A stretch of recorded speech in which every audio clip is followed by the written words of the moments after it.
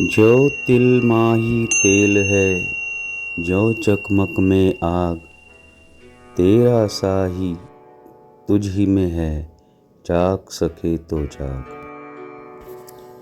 कबीर दास जी कहते हैं, जैसे तिल के अंदर तेल होता है और आग के अंदर रोशनी होती है, ठीक वैसे ही हमारा ईश्वर हमारे अंदर ही विद्यमान है। अगर ढूंढ सको तो ढूंढ लो। हम जब विपश्यना साधना करते हैं तो हम अपने आप की खोज करने लगते हैं और खोज करते करते ईश्वरीय रूप हम अपने अंदर ही देख सकते हैं। जहाँ दया तहाँ धर्म है, जहाँ लोभ वहाँ पाप, जहाँ क्रोध तहाँ काल है, जहाँ क्षमा वहाँ आप।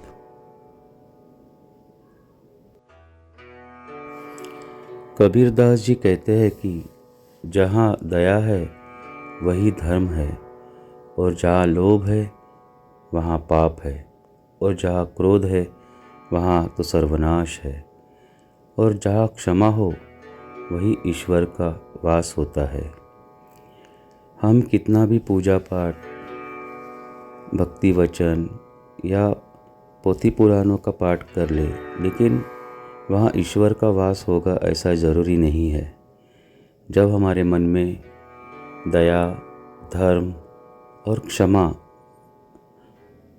पूरी तरह से हम जगाते हैं और दूसरों के प्रति वो प्रकट करते हैं, तब निश्चय ही ईश्वर वहाँ पर आना अवश्य पसंद करते हैं।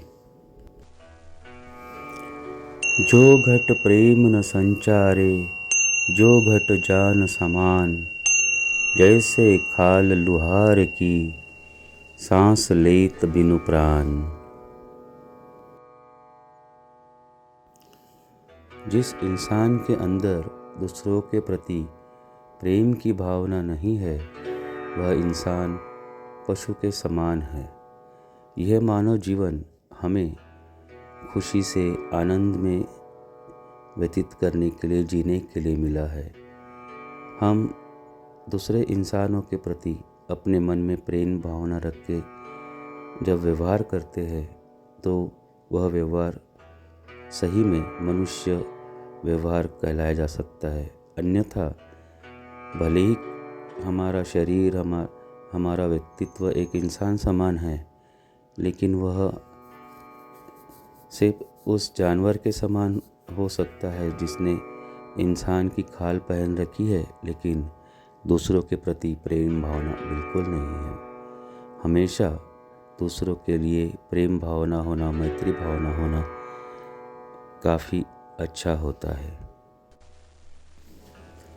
जल में बसे कमोदनी, चंदा बसे आकाश, जो है जा को भावना, सो ताही के पास।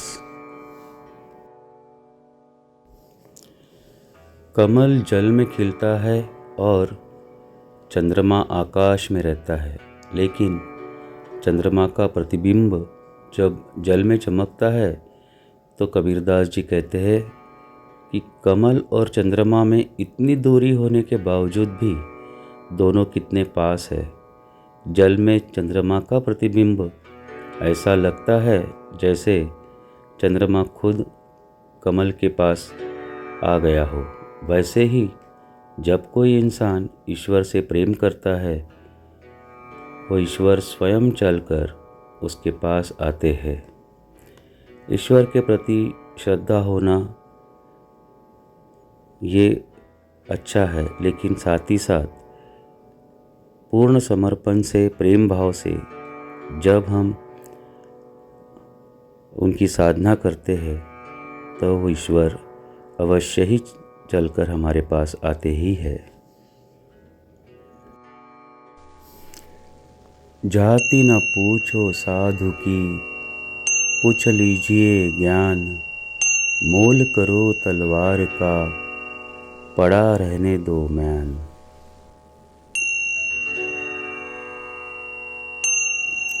संत कबीर कहते हैं, साधु से उसकी जाति मत पूछो, बल्कि उससे ज्ञान की बातें करो, उनसे ज्ञान लीजिए। मोल करना है तो तलवार का करो और उसको मैन में ही पड़ी रहने दो। किसी भी साधु, सन्यासी या ज्ञानी व्यक्ति से जाति पूछना, जाति की बातें करना, ये व्यर्थ है। हमें उनसे सिर्फ और सिर्फ ज्ञान की बातें ही लेनी है। जैसे हम पूज्यवर गुरु जी गोयंका जी से सिर्फ और सिर्फ ज्ञान की बातें लेते हैं। तलवार, हथियार आदि इनका सिर्फ मोल करना है, लेकिन उसे कभी इस्तेमाल नहीं करना है।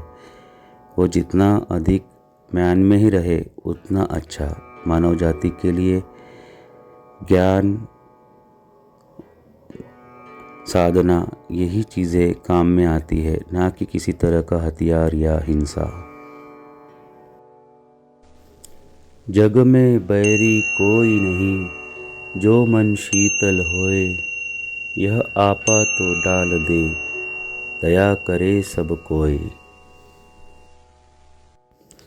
अगर आपका मन शीतल है तो दुनिया में कोई आपका दुश्मन नहीं बन सकता।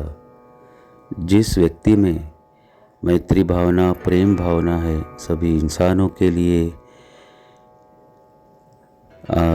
पशु पक्षियों के लिए और हमारे संपर्क में आने वाले हर उस जीव के लिए, अगर हमारा मन प्रेम भाव से, मैत्री भाव से भरा है, तो हमारा क्यों भला कोई दुश्मन हो सकता है। जो भी व्यक्ति हमारे संपर्क में आएगा, हमारे मैत्री भाव, प्रेम भाव को देखकर वो हमसे जुड़ते जाएगा।